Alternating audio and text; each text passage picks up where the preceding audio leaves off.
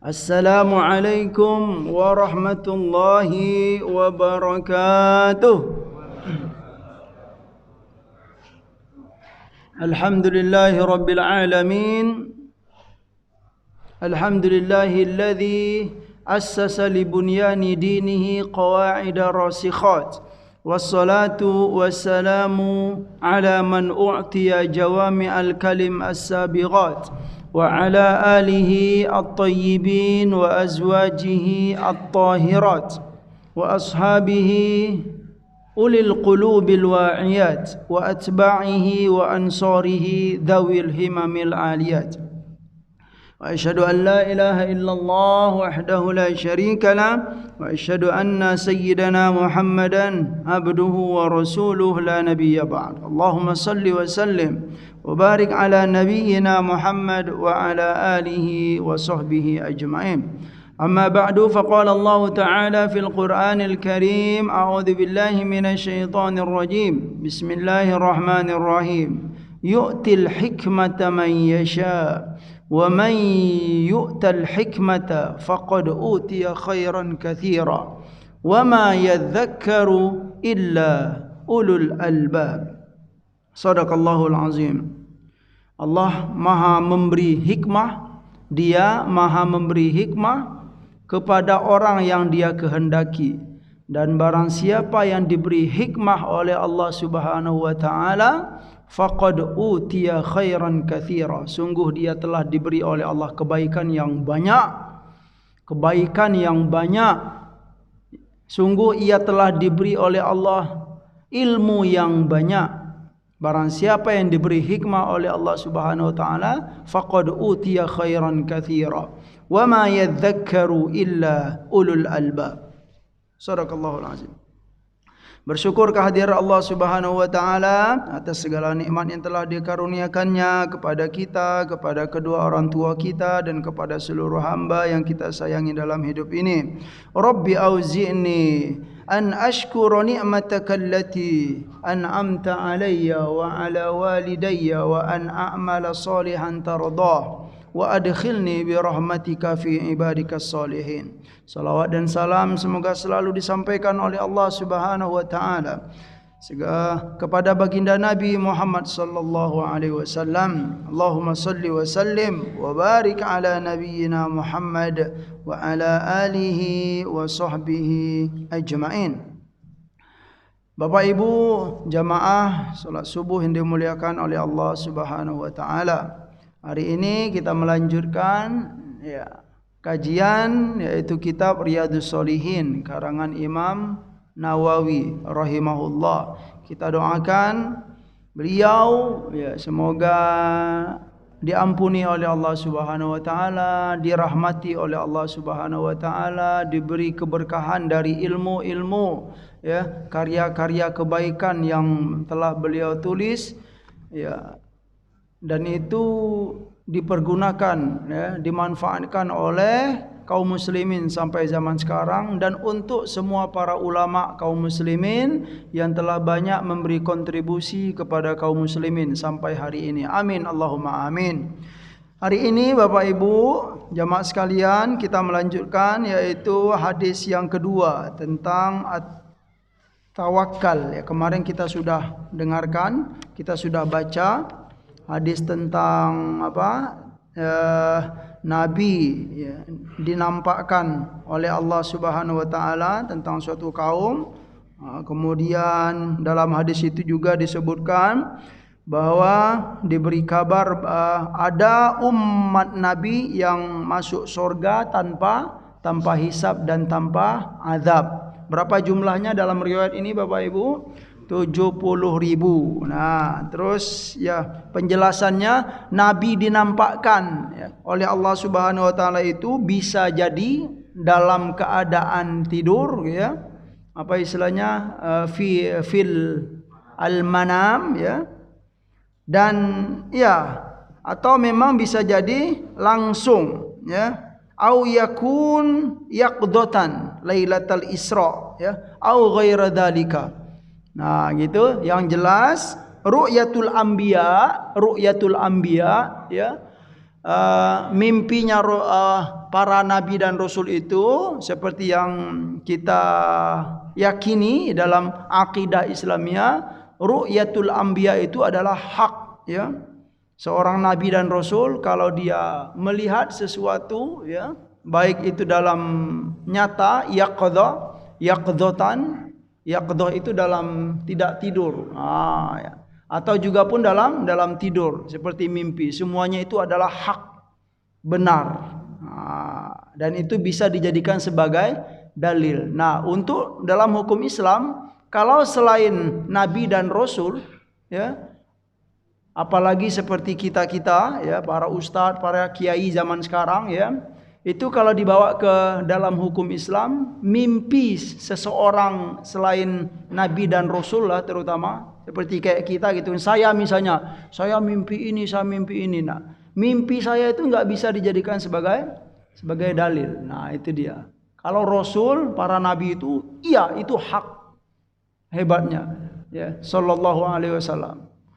Nah, cuman untuk mimpi ini, ya, memang ada kaedah-kaedah umumnya Bapak Ibu yang dimuliakan oleh Allah Subhanahu wa taala. Memang mimpi orang-orang yang selain nabi dan rasul, ya, orang-orang seperti kita ini memang tidak bisa dijadikan sebagai dalil, tetapi bisa dijadikan sebagai apa? Isyarat-isyarat. Iya, mimpi itu memang ada isyarat-isyaratnya. Ya, ada bisyarahnya atau ta'wilul ahlam, ya, seperti Nabi Yusuf. Iya. Apalagi, ya, kalau orang-orang yang baik-baik gitu kan, mimpi, kemudian mimpinya di tengah malam, gitu loh, sebelum subuh, ya, itu masya Allah, ya, kalau kita lihat hadis-hadis tentang mimpi. Kemudian, ya, dalam surat Yusuf itu banyak sekali hikmah-hikmah Bapak Ibu, ya. Terus bagaimana kalau mimpi di siang hari? Itu apa istilahnya? Biasanya mimpi apa? Mimpi kosong gitu. Mimpi siang bolong gitu kan, kalau kata orang. Itu biasanya kurang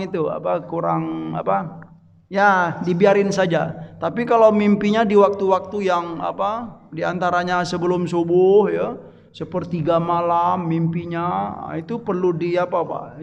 Kalaupun kita belum tahu tentang isyarat, kita diperbolehkan menanyakan gitu kan. Kemudian kaedah dalam mimpi-mimpi ini gitu kan, kita tidak dianjurkan menceritakan mimpi itu kepada siapapun, tidak boleh, ya. Menceritakan mimpi itu kalau bisa, kalau memang itu mimpi baik, ya, diperbolehkan untuk menceritakan mimpi itu kepada orang-orang yang terpercaya, gitulah. Bukan kepada sembarangan orang. Nah, itu dari kisah Nabi Yusuf. Cukup itu. Baiklah, hari ini kita melanjutkan hadis yang kedua. Bismillahirrahmanirrahim. An Ibni Abbas radhiyallahu anhuma aidan anna Rasulullah sallallahu alaihi wasallam kana yaqulu Allahumma laka aslamtu wa bika amantu wa alayka tawakkaltu wa ilayka anabtu wa bika khasamtu Allahumma inni a'udzu bi izzatika la ilaha illa anta antudillani antal hayyul ladzi la yamut wal jinnu wal insu yamutun. Di sini berupa doa Nabi. Ya, Nabi mengajarkan kepada kita dari Ibnu Abbas radhiyallahu anhuma bahwa Rasulullah sallallahu alaihi wasallam kana yaqulu, Nabi berkata atau Nabi itu pernah mengucapkan ini, yaitu artinya Ibnu Abbas menyampaikan, apa kata beliau? Nabi itu pernah mengucapkan ini. Ini itu adalah berupa doa. Jadi disampaikan kepada kita riwayat ini, ya. Apa doa Nabi? Allahumma laka aslamtu, ya. Ya Allah, sesungguhnya aku kepadamu berserah diri. Aslamtu itu aslama yuslimu, islamun, ya. Islam itu artinya adalah penyerahan diri kepada Allah Subhanahu wa taala. Aslamtu, aku berserah diri kepadamu ya Allah, ya. Aku serahkan segala urusanku kepadamu ya Allah, ya. Waraditu, maknanya juga waraditu bi hukmika, gitu kan. Ya, kalau kita sudah berserah diri kepada Allah, Itu artinya kita apa? Kita ya ridho terhadap ketetapan-ketetapan yang telah ditentukan oleh Allah Subhanahu wa taala dalam hidup ini. Allahumma laka aslamtu wa bika amantu, dan denganmu aku telah beriman, ya. Aku beriman kepadamu, kalau bahasa kitanya, ya Allah, sungguh aku telah beriman kepadamu. Wa alaika tawakkaltu, dan atasmu aku telah bertawakal, ya, tawakal. Wa ilaika anabtu. Anab itu adalah al-inabah. Inabah itu ya kembali kepada Allah, ya. Taubat kepada Allah Subhanahu wa taala itu al-inabah, ar-ruju', ya, kembali kepada Allah Subhanahu wa taala. Kembali ini maksudnya ya kembali ke jalan yang benar, gitu Pak, ya. Anabtu, kembali sadar, mungkin selama ini tidak sadar, ya. Kembali untuk memperbaiki hubungan dengan Allah Subhanahu wa taala yang barangkali selama ini ya hubungan kita kurang baik, ya. Anabtu, aku kembali kepadamu wahai Allah Subhanahu wa taala. Wa bika khasamtu, ya. Wa bika khasamtu itu dan denganmu, gitu kan, aku berhujjah atau membela terhadap musuh-musuh engkau, ya Allah. Misalnya ada hamba-hamba yang tidak senang dengan ya ajaran Allah dan Rasul, wa khasamtu, ya. Aku ya seperti itulah Pak, khosam itu membalas perbuatan-perbuatan mereka itu, ya. Misalnya mereka menghina agamamu, aku balas, ya Allah. Wa bika khasamtu. Allahumma inni a'udzu bi'izzatika, ya Allah. Aku berlindung dengan izzahmu, dengan kemuliaanmu. La ilaha illa anta, tidak ada Tuhan selain engkau, ya Allah. An tudillani, aku berlindung kepada engkau dari apa? Dari penyesatan, ya. Dari engkau menyesatkanku, ya Allah. Gitu loh.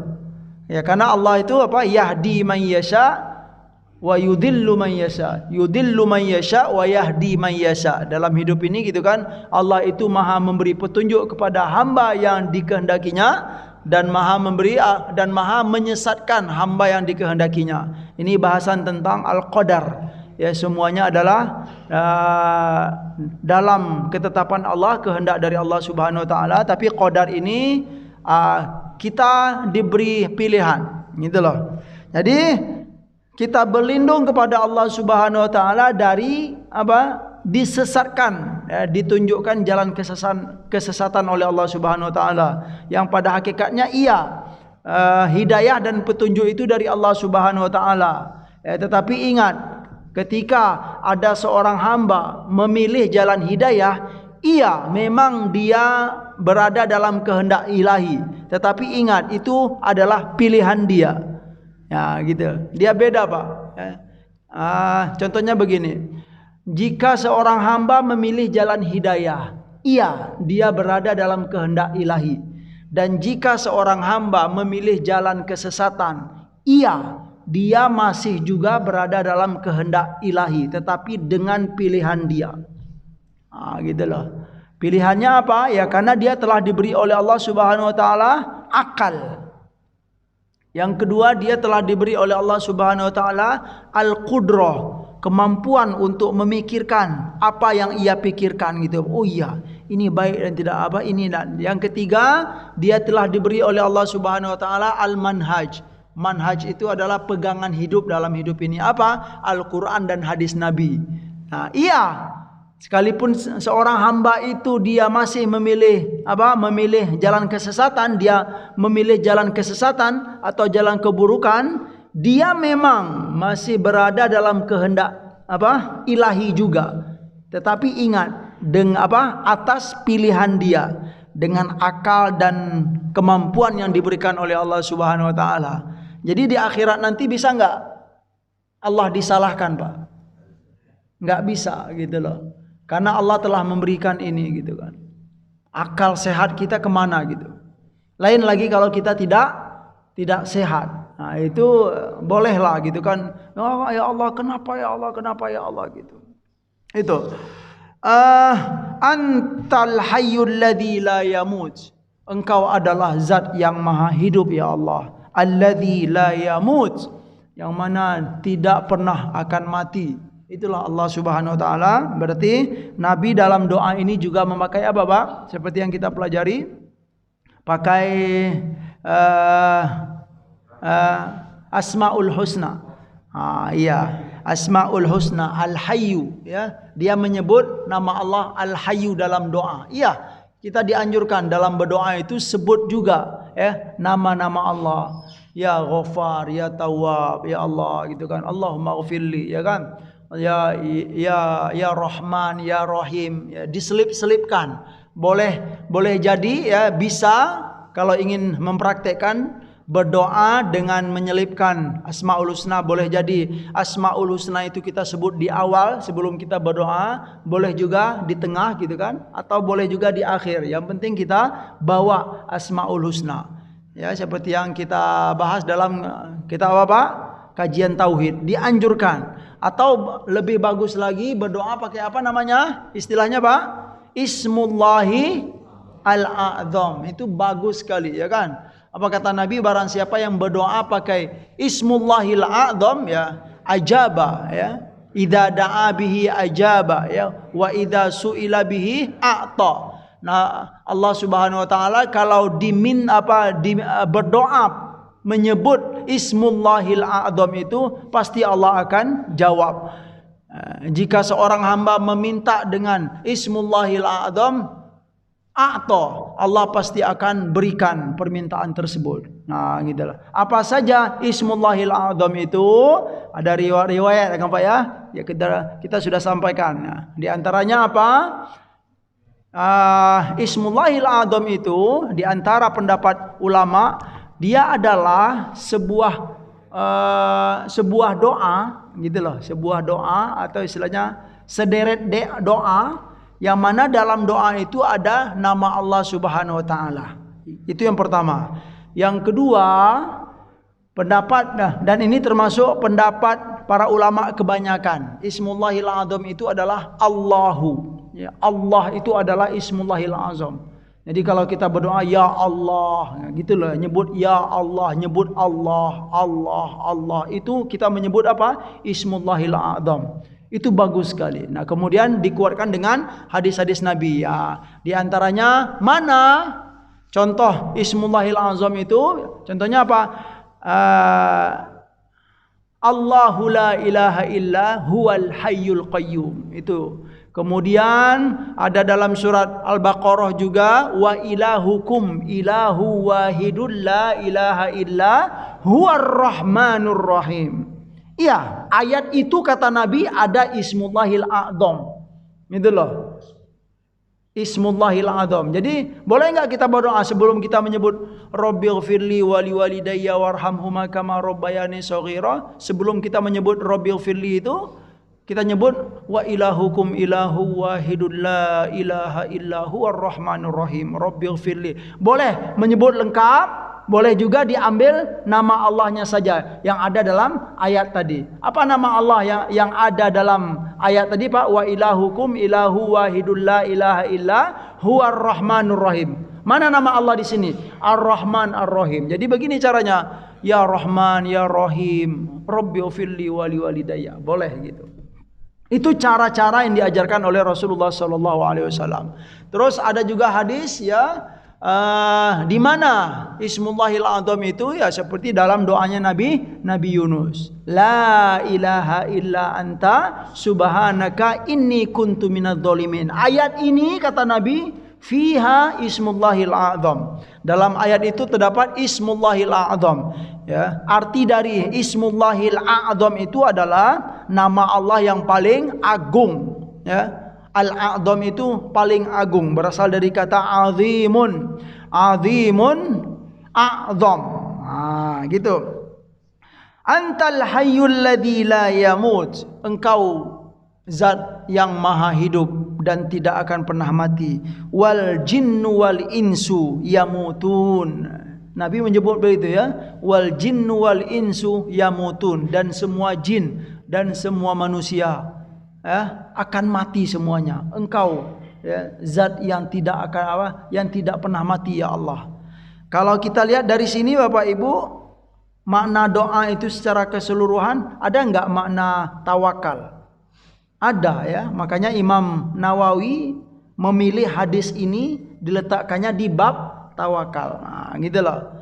Ya, sudah pastilah beliau itu kan orang yang sangat paham akan hikmah. Ini hadis ini cocoknya di sini, ya kan? Hadis ini cocoknya di sini, di bab ini gitu kan. Makanya kalau saya perhatikan, saya banyak baca gitu kan syarah-syarah ini gitu kan. Iya, ya.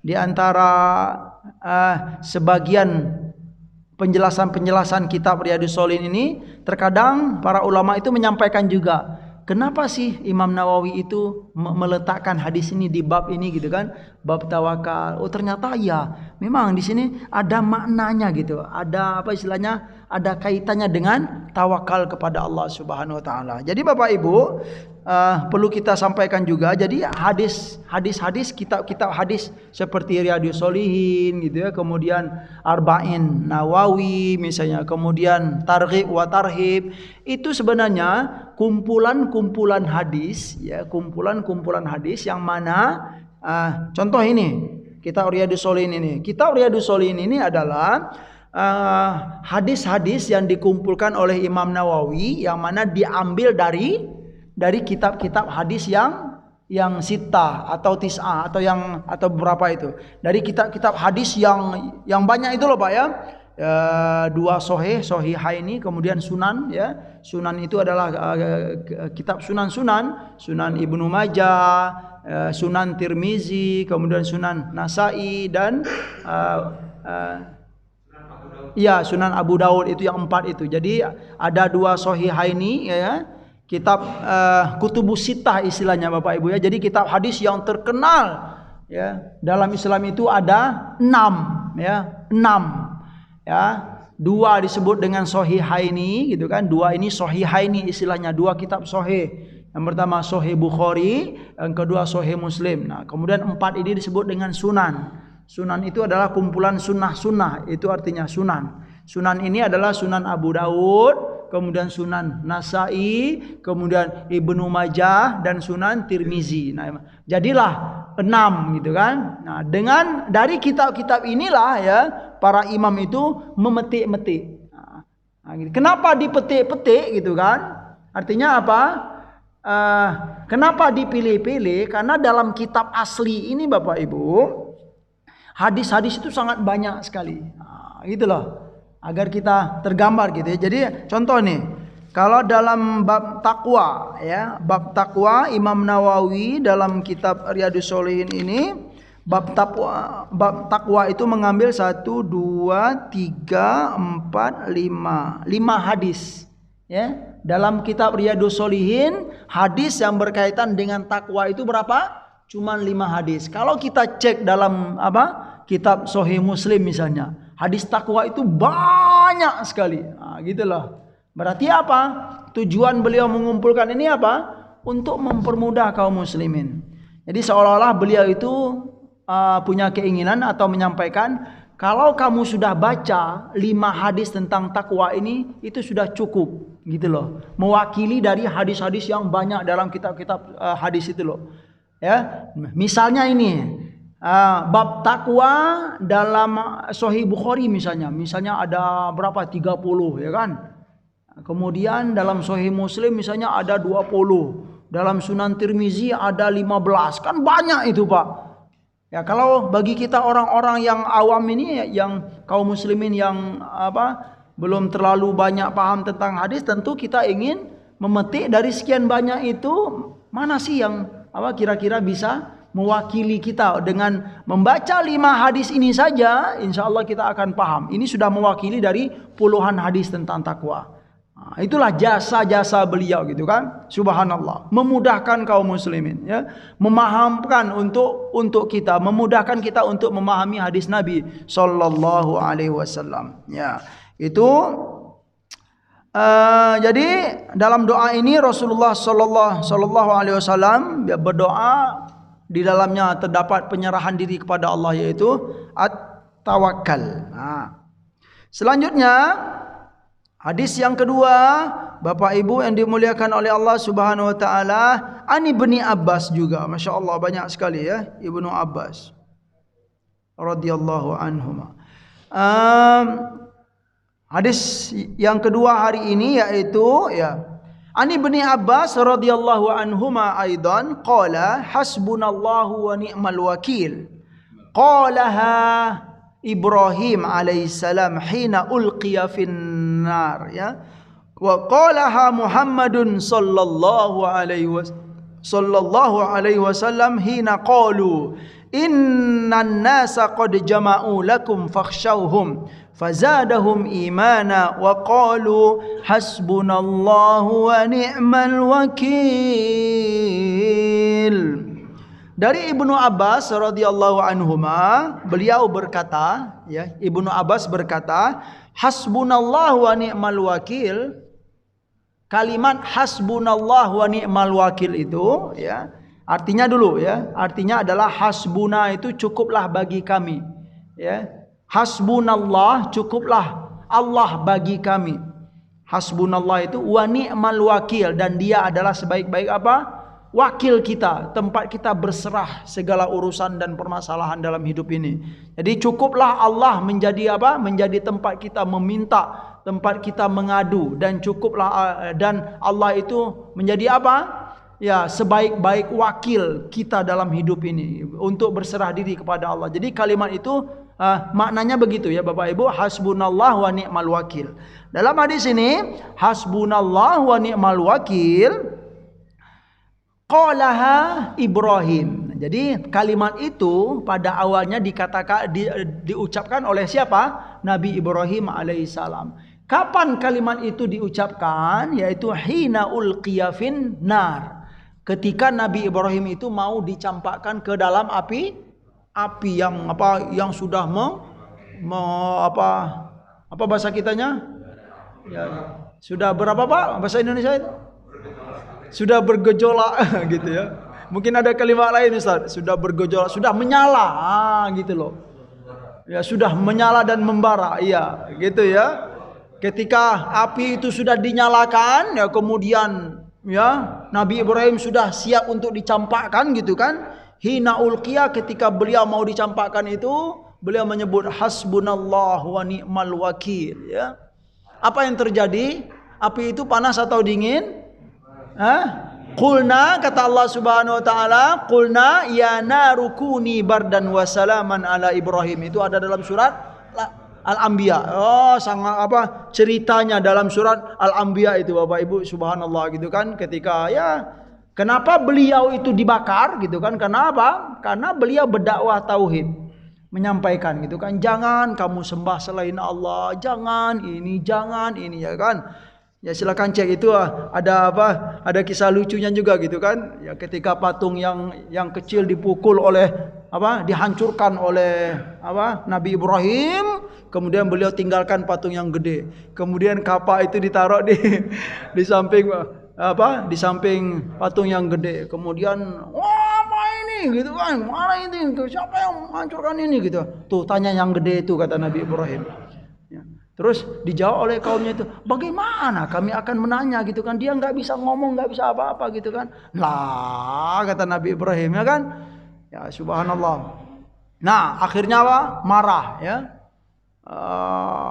siapkan bara api gitu kan, kemudian ya nyalakan api yang sangat besar, kemudian campakkan dia ke dalam api tersebut gitu. Kemudian beliau seorang hamba yang suka berserah diri kepada Allah Subhanahu wa taala. Tidak ada lagi tempat untuk menolong gitu kan. Semua sudah membenci beliau, siap untuk membakar. Ya, enggak ada lagi tempat minta pertolongan, ya. Udah siap untuk dicampakkan. Apa kata beliau? Hasbunallah wa ni'mal wakil. Itu loh Pak ya. Hasbunallah wa ni'mal wakil itu berarti kalau kita hidup zaman sekarang ini, kapan kita praktekkan itu? Ya di saat kita ya sudah nggak ada lagi daya upaya dalam hidup ini. Masalah sangat gede, banyak sekali nggak mampu lagi ya Allah gitu kan. Ya. Tapi sebaiknya jangan sampai sebaiknya sih gitu kan. Kita itu jangan sudah terdesak baru kembali kepada Allah. Itu maknanya juga gitu kan. Dari awal pun kita selalu berserah diri kepada Allah. Itu lebih bagus. Jangan sudah nggak ada lagi yang baru ingat Allah Subhanahu wa taala. Tidak, ya kurang bagus ya. Tetapi setidaknya di saat tidak ada lagi tempat mengadu, tempat minta tolong, ya kalau kita masih ingat kepada Allah, ya syukur alhamdulillah gitu kan. Maka ucapkanlah kalimat itu, hasbunallah wa ni'mal wakil. Cukuplah Allah bagi kami ya sebagai tempat minta pertolongan, wa ni'mal wakil, sebaik-baik wakil dalam hidup ini untuk menyelesaikan masalah-masalah yang ada ini ya Allah. Ya, insya Allah pasti Allah akan beri jalan keluar. Jadi ketika Nabi Ibrahim kalimat hasbunallah wa ni'mal wakil itu qalaha Ibrahim hina ulqiya fin nar. Kalimat hasbunallah wa ni'mal wakil itu diucapkan oleh Nabi Ibrahim ketika beliau dilemparkan ke dalam api. Wa qalaha Muhammadun sallallahu alaihi wasallam. Jadi kalimat itu dibaca juga oleh Muhammadun sallallahu alaihi wasallam, oleh Nabi kita Nabi Muhammad sallallahu alaihi wasallam ya. Hina qalu ya, yaitu ketika ketika kaum beliau berkata gitu kan. Ini juga ada dalam kalimat ini Bapak Ibu ada dalam surat Ali Imran. Apa sebenarnya? Qalu innan nasa qad jama'u lakum fakhshawhum fazadahum imana wa qalu hasbunallahu wa ni'mal wakil gitu kan. Ketika dikatakan kepada Nabi Ibrahim itu gitu kan, kepada Nabi Muhammad juga gitu kan, nih manusia telah dikumpulkan untuk menghabisi kamu gitu kan. Kemana lagi kamu akan minta tolong gitu kan. Tetapi ternyata dengan ancaman yang dikatakan yang dikatakan kepada beliau itu ya bukan malah beliau down gitu kan, tapi fazadahum imana. Oh, kamu mengatakan kemana lagi aku akan minta tolong ya. Mereka mengira nggak ada lagi yang bisa membela kamu dalam hidup ini ya. Mereka mengira akan down, akan lemah, tetapi ternyata sebaliknya, fazadahum imana gitu kan. Nabi Ibrahim dan Nabi Muhammad SAW ketika diancam begitu, zadahum imana. Ternyata keimanan itu semakin kuat. Gitu loh. Mereka mengira tidak ada tempat aku minta tolong, tetapi aku yakin ya masih ada tempatku minta tolong. Yaitu siapa? Allah Subhanahu wa taala. Mereka enggak tahu. Fazadahum imana ya. Keimanan mereka semakin kuat ketika diancam itu Bapak Ibu ya. Wa qalu hasbunallah wa qalu hasbunallahu wa ni'mal wakil ya. Dalam riwayat lain gitu, dalam riwayat lain Ani bin Abbas radhiyallahu anhuma qala kana akhiru qauli Ibrahim. Jadi dalam riwayat yang pertama itu tidak disebutkan akhir perkataan Nabi Ibrahim, tapi dalam riwayat lain gitu kan dikatakan oleh Imam Nawawi dari Ibnu Abbas juga ada kalimat mengatakan kana akhiru qauli Ibrahim ya. Akhir perkataan Nabi Ibrahim itu ya ketika beliau hina ulqiya fin nar hasbiyallahu wa ni'mal wakil ya. Kalau dalam riwayat yang di atas tadi hasbunallah, hasbuna itu kami artinya, kalau untuk saya pribadi hasbiyallah. Itu loh Bapak Ibu ya. Kalau untuk kita, saya untuk kita masing-masing pakai kalimat mufrad. Hasbiyallah wa ni'mal wakil. Tapi kalau untuk kita maknanya hasbunallah pakai nun, nah gitu ya. Kalau untuk sendiri hasbiyallah wa ni'mal wakil. Kalimat ini kira-kira bisa nggak kita pakai sebagai zikir Pak sambil duduk gitu Pak? Bisa juga. Hasbunallah wa ni'mal wakil, hasbunallah wa ni'mal wakil, boleh ya.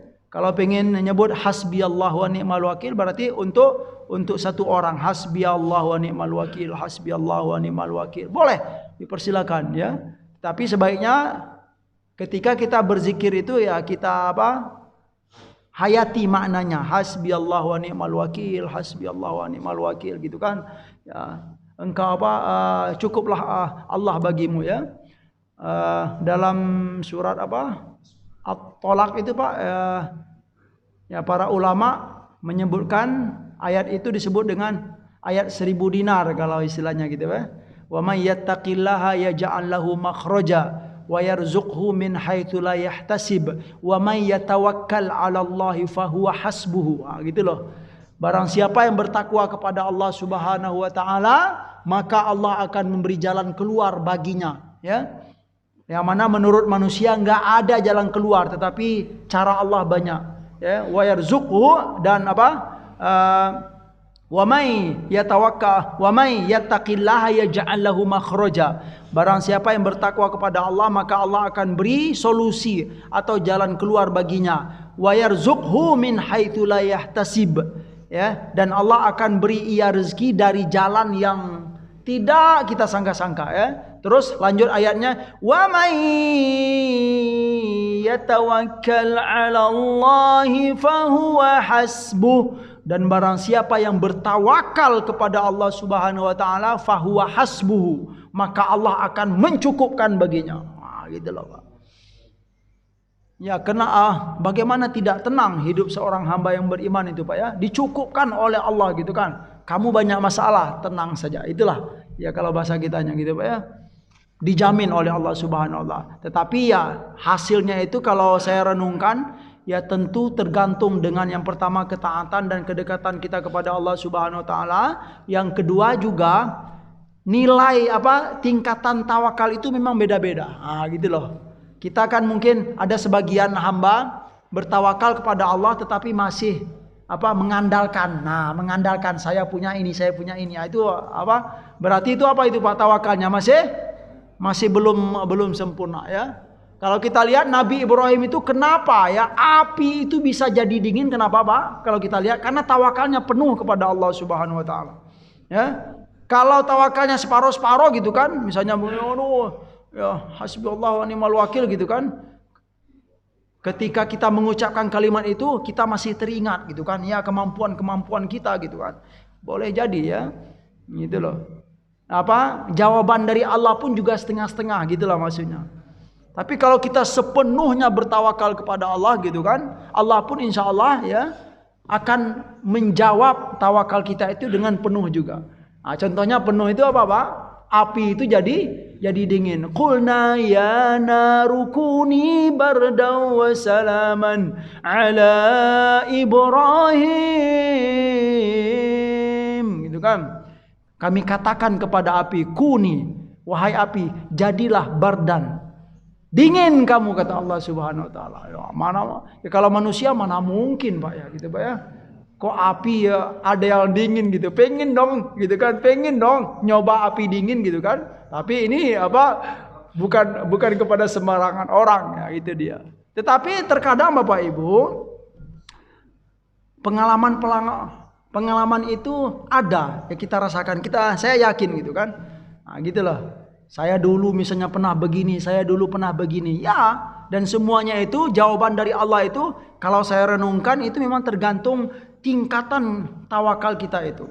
Tawakal yang paling baik itu berusahalah sepenuhnya bertawakal kepada Allah Subhanahu wa taala. Dan tawakal ini kalau bisa juga jangan ketika terdesak, gitu loh, Pak. Memang iya, ya, masih bagus hamba yang bertawakal itu hanya ketika terdesak saja. Ketika tidak terdesak dia enggak tawakal kepada Allah. Artinya apa? Dia ingat Allah itu ketika sudah mentok saja gitu kan. Kalau enggak ada mentok dia enggak ingat Allah. Ya. Tapi yang masih mau bertawakal itu juga masih bagus gitu.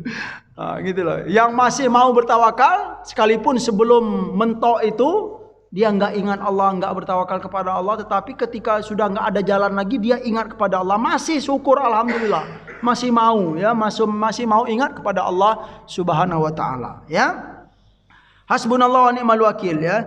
Dan kalimat dan akhir perkataan Nabi Ibrahim ketika beliau dicampakkan ke dalam api itu, apa akhir katanya? Hasbiyallahu wa ni'mal wakil, ya. Hasbuna itu kafina artinya, ya. Lughatul hadis kafina. Al-wakil al-mufawwad ilaihil amr. Al-wakil itu adalah tempat kita menyerahkan urusan kepadanya, ya. Al-mufawwad ilaihil amr, gitu kan. Qalaha Ibrahim, ya. Makna dari Kalimat yang diucapkan oleh Nabi Ibrahim ketika manusia telah dikumpulkan, ya, lahul hatab wa auqadun nar, ya. Manusia telah dikumpulkan, kemudian mereka itu sudah menyiapkan apa? Al-hatab.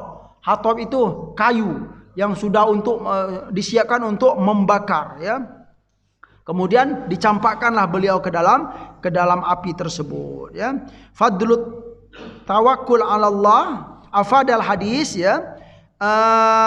Manfaat atau poin penting dalam hadis ini, ya, keutamaan bertawakal kepada Allah Subhanahu wa taala dan pentingnya, ya, wa daruratihi fil mawaqifil harijah, ya.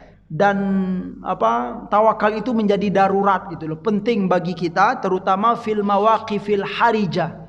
Mawaqif itu apa, kondisi-kondisi, mauqif atau di momen-momen al-harijah. Harijah itu yang melukai gitu loh Pak. Artinya momen-momen genting. Nah, kalau bahasa kitanya, al-harijah itu momen-momen genting. Nah, di saat-saat momen genting dalam hidup ini, itu kita dianjurkan untuk bertawakal kepada Allah Subhanahu wa taala.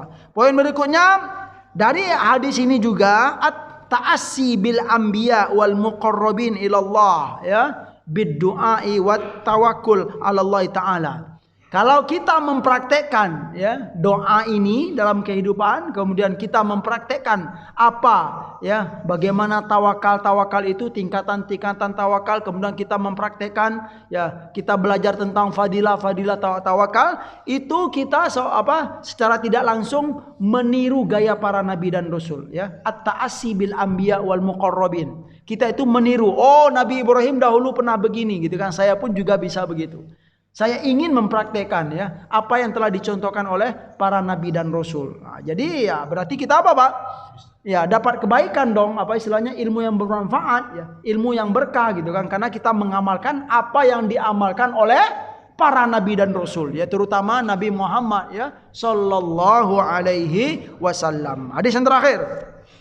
An Abi Hurairah radhiyallahu anhu anin Nabi sallallahu alaihi wasallam qala yadkhulul jannata aqwamun afidatuhum mithlu afidatit thair. Nah, ini loh Pak.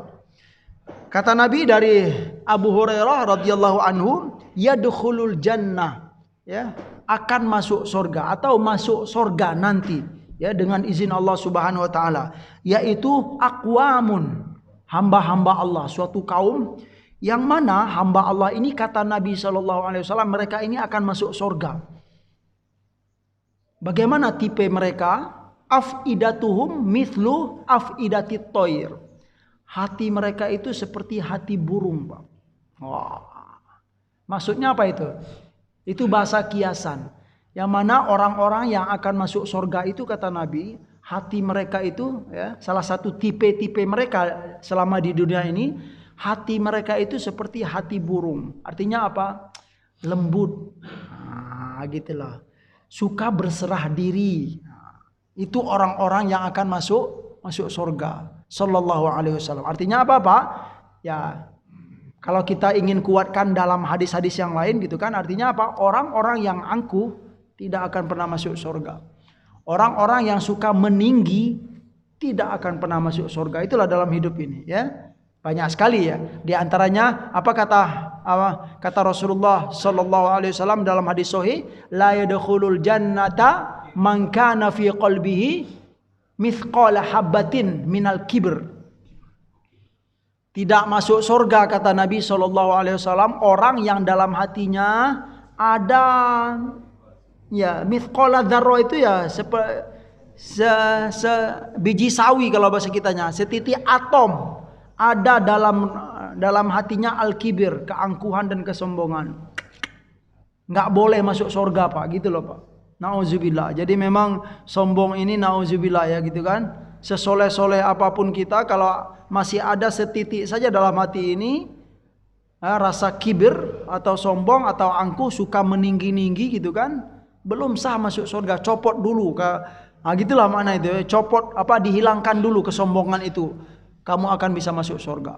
Jadi subhanallah, yang akan masuk surga itu digambarkan oleh Nabi itu orang-orang yang suka merendah-rendah Pak gitu loh Pak. Rendah hati ya, kemudian suka bertawakal kepada Allah ya. Seperti hati burung itu, maknanya burung itu apa Pak? Bertawakal ya. Seperti dalam hadis nanti akan kita akan kita bacakan gitu kan, insyaallah. Ya di pertemuan yang besok insyaallah mudah-mudahan ya. Hatinya itu lembut seperti hati burung ya. Kemudian suka bertawakal, suka berserah diri, tidak suka meninggi. Ya, itulah orang-orang yadkhulul jannata kata Nabi SAW. Terus tentang bertawakal dan rendah hati ini ada juga para ulama menyimpulkan Pak ya. Dan beliau-beliau ini menyimpulkan perkataan ini atau ungkapan ini ya dari hadis-hadis yang telah dibaca, dari banyak riwayat yang telah dibaca. Apa kata para ulama?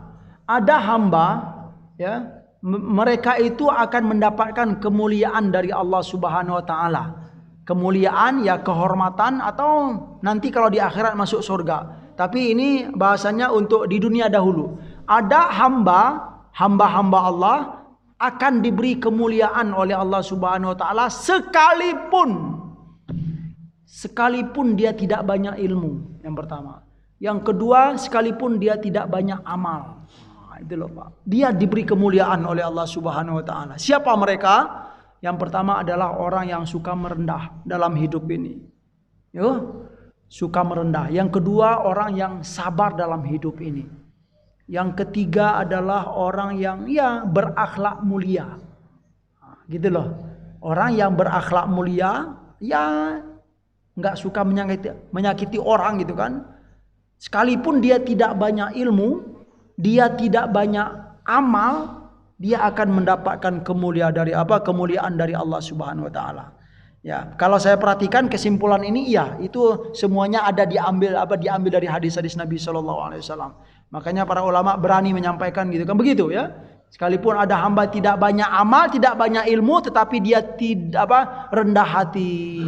Kemudian sabar kalau ada banyak cobaan-cobaan dalam hidup ini, sabar. Kemudian dia bertawakal kepada Allah Subhanahu wa taala dan juga dia dalam hidup ini selalu berakhlak mulia kepada siapapun. Insyaallah akan diberikan kemuliaan dari Allah Subhanahu wa taala. Itu alhamdulillah hari ini kita sudah bacakan 1 2 3 hadis, semoga bermanfaat bagi kami yang menyampaikan dan buat kita semua yang mendengarkan. Subhanakallahumma wa bihamdika asyhadu an la ilaha illa anta astaghfiruka wa atubu ilaik. Wa sallallahu ala nabiyyina Muhammad wa ala alihi wa sahbihi wasallam wa akhiru da'wana anil hamdulillahi rabbil alamin. Ya, silakan bagi yang mau itu. Bagi yang bertanya, jika saya bisa menjawab sekarang saya jawab, kalau belum insyaallah jadi PR. Oh ya, sebentar Bapak Ibu. Ya kemarin ya dari Ustaz Alim gitu kan ya tentang kalimat amwalahum wa anfusahum. Saya sudah cek di buku Mu'jam Al-Mufahras li Alfazil Quran, yaitu karangan siapa? Syekh Muhammad Fuad Abdul Baqi ya. Saya punya bukunya, saya cari. Jadi dalam buku itu Pak, beliau sudah mengumpulkan semua kalimat yang ada dalam Al-Qur'an ya. Dan itu dihitung oleh beliau satu persatu ya. Jadi kalimat amwalahum, harta mereka itu ya. Jadi memang beliau itu mengumpulkan mirip dengan kalimatnya gitu. Ada mal itu harta. Kemudian ada amwal. Nah, jadi yang kita bahas kemarin itu adalah al-amwal. Amwalahum, kalimat amwalahum dalam Al-Qur'an itu ditulis oleh beliau itu sebanyak 31 kali disebutkan dalam Al-Quran. Tetapi anfusahum itu jiwa mereka gitu kan. Jadi berjuang itu kan bisa dengan harta dan bisa dengan jiwa. Ya, memang jiwa raga ini memang sudah dipersembahkan oleh Allah Subhanahu wa taala. Nah, kalimat anfusahum itu terdapat dalam Al-Quran sebanyak 91 kali. Gitu loh. Kalau harta 31 kali. Dari sini ya kita baca juga dari banyak penjelasan para ulama ya, ternyata berjuang dengan jiwa itu lebih berat daripada berjuang dengan harta saja. Ya, memang ya yang afdolnya bi amwalihim wa anfusihim ya kan. Idealnya berjuang itu dengan dengan harta dan jiwa. Tapi kalau orang yang nggak punya harta banyak, punya jiwa, silakan bisa berjuang. Atau juga, kurang berani tempur dalam medan peperangan, tapi saya punya duit nih, gitu kan? Saya sumbangkan saja, gitu kan? Itu juga bagus. Tapi kalau dibanding, Pak, bagaimana, Pak? Ada orang yang nggak berani berperang, tetapi dia nyumbang saja. Yang pertama, yang kedua, dia nggak punya harta banyak, tetapi berani perang. Kira-kira mana bagus? Kalau yang saya pahami ini, ya, yang kedua, karena mempersembahkan jiwa itu lebih berat daripada mempersembahkan harta. Gitu loh, Pak, ya. Nah, dan gambaran ini disebutkan dalam surat An-Nisa, ya. Nah, semua ini ya sekalipun ya kalau yang kita renungi ya, yang berjuang dengan jiwa ini lebih mulia daripada yang berharta tetapi dia tidak berani ke medan perang. Terus kata Allah Subhanahu wa taala seperti dalam surat An-Nisa itu, wa kullau wa'adallahul husna. Gitu loh. Dua-duanya ini karena mereka mau berjuang di jalan Allah, mereka akan diberi kebaikan oleh Allah Subhanahu wa taala, gitu loh. Yang enggak diberi kemuliaan oleh Allah itu apa? Nah, gitu kan. Sudah enggak berjuang dengan harta, enggak mau juga berjuang dengan jiwa. Ya, atau bahkan menghina lagi agama Allah Subhanahu wa taala. Bagaimana Allah akan memberi kemuliaan kepada kita, Bapak Ibu? Nah, itu Ustaz. Iya, Ustaz. Iya, subhanallah. Untuk membiayai. Iya, Masya Allah. Jadi selama ini kita kan kalah dengan mereka karena finansial, subhanallah. Sehingga itu penting. Seperti kasus di Palestina. Itu yang namanya partai Fats, Al-Fat dan Hamas. Ya, Hamas dan Al-Fat. Itu siapa yang membiayai kalau sampai punya bom seperti itu? Kalau bukan orang-orang yang betul-betul kaya itu. Ya, finansial yang kuat. Hanya saja memang kalau secara jelas itu kan akan bertentangan akan dipimpin oleh Amerika dan oleh Yahudi kan. Tapi saya yakin ada pengusaha-pengusaha tertentu ya, Arab yang luar biasa. Entah orang Arab Asia, ya berdaku juga ada ikut juga. Iya. Tapi kalau kita kan kayak masalah. Pendidikan dan itu sudah. Maksudnya gini, Ustaz. Iya, Masya Allah. Subhanallah. Kalau tanpa harta itu kayaknya kita bisa kalah gitu. Ada secara ini ya. Ini secara matematika manusia. Ya. Artinya strategi segala macam. Wah, mereka senjatanya kayak gitu, kita jiwa. Oke. Jebret mati kalau semuanya. Ini secara matematika aja.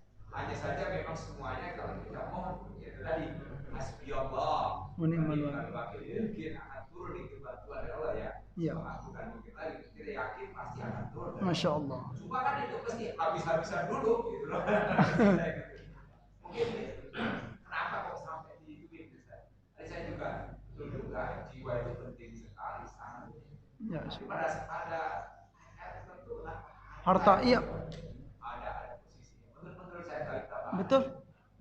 Betul sekali gitu kan. Apa yang dikuatkan oleh Ustadz Alim itu betul gitu kan. Dari ayat yang kita baca, dari hadis-hadis juga ya, riwayat banyak sekali riwayat hadis ya. Harta itu ya subhanallah ya. Islam itu sangat memperhatikan ya kekuatan finansial. Iya, ya. Karena dengan kuatnya finansial kita itu ya kita bisa banyak berbuat gitu kan. Ya, dalam kaedahnya bagaimana kita akan bisa memberi sedangkan yang akan diberi itu tidak kita miliki gitu loh. Itulah bahasa itunya dalam kaedahnya ya. Bagaimana kita akan bisa memberi sedangkan yang akan kita beri itu tidak kita miliki. Nah, itu dari kaedah-kaedah itu saja gitu kan. Islam itu memperhatikan finansial, tetapi kalau bisa juga gitu kan. Ya dua-duanya iya.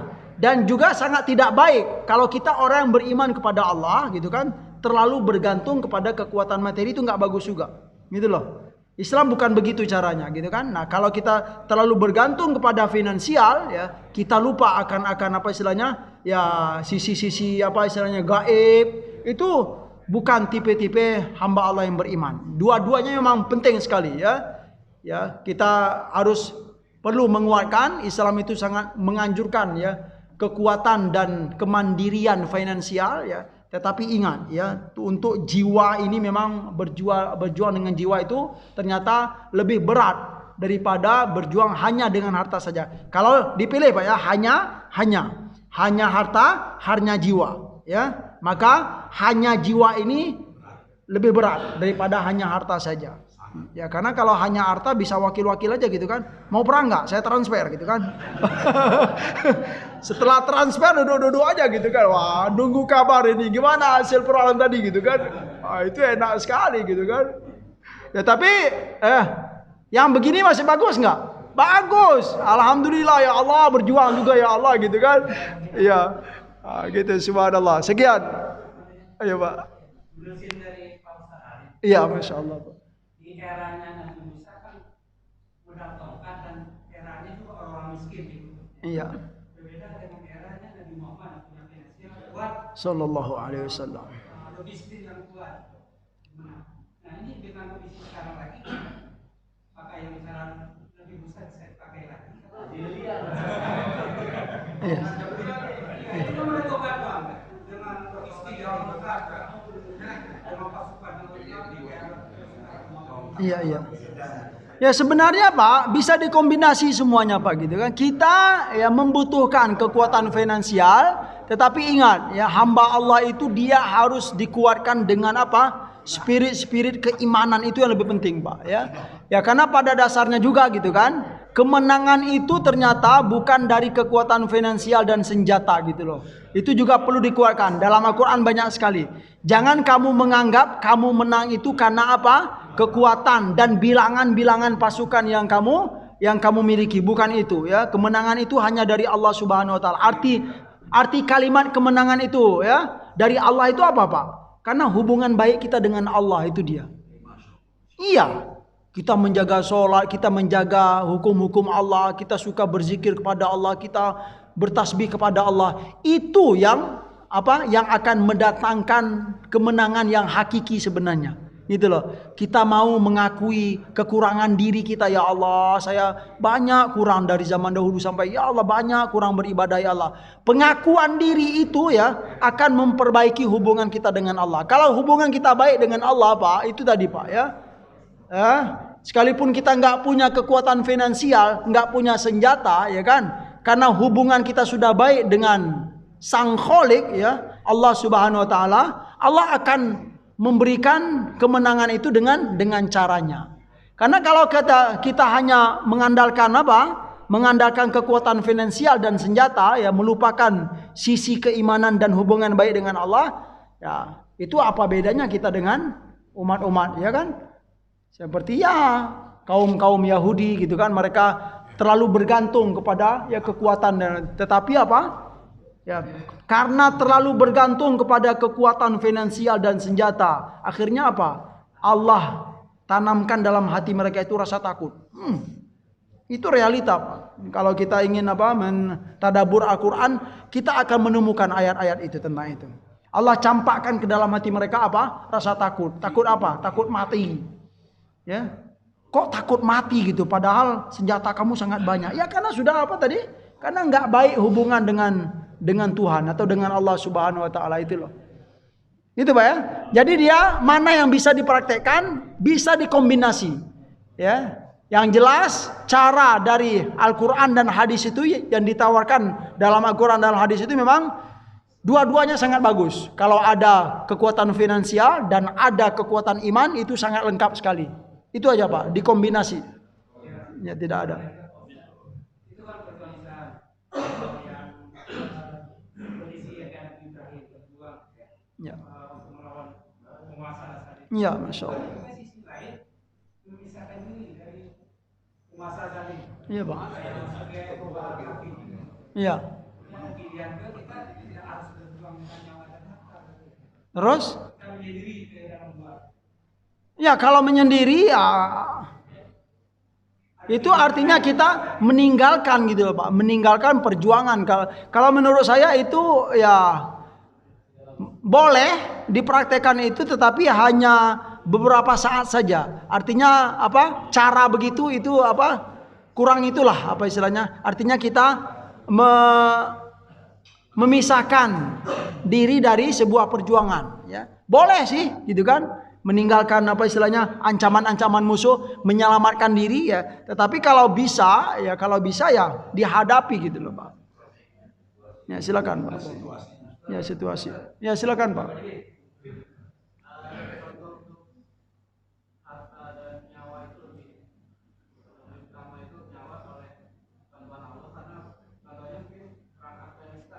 Ya.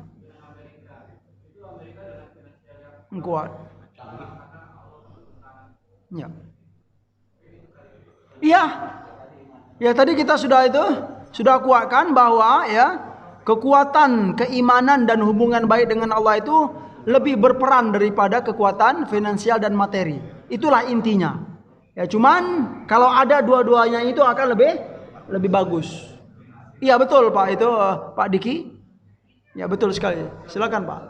Lanjut, kita nggak akan lanjut sampai sore. Gimana Pak? Kita nggak disebut beriman, kalau kita nggak percaya dengan Allah. Ya. Al-Quran itu kan udah tahu hudan linnas.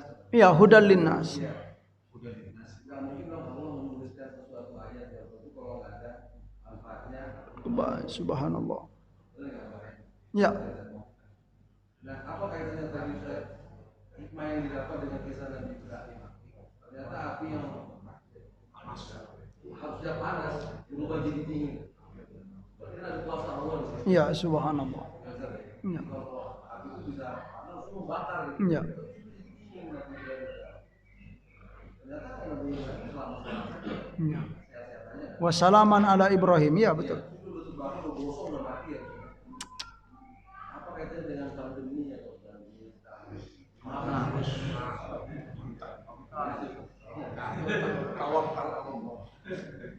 Ya kaitannya gimana tadi Pak? Ya kaitannya ya. Ya hasbunallah wa ni'mal wakil. Ya, Masya Allah ya. Hubungannya bisa kita kaitkan dengan keadaan kita zaman sekarang, terutama di masa-masa musibah yang sangat mengglobal ini gitu Pak ya.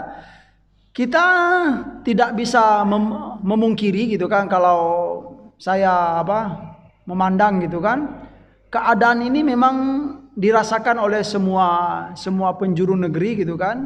Berarti memang sudah dianggap sebagai musibah gitu kan. Iya.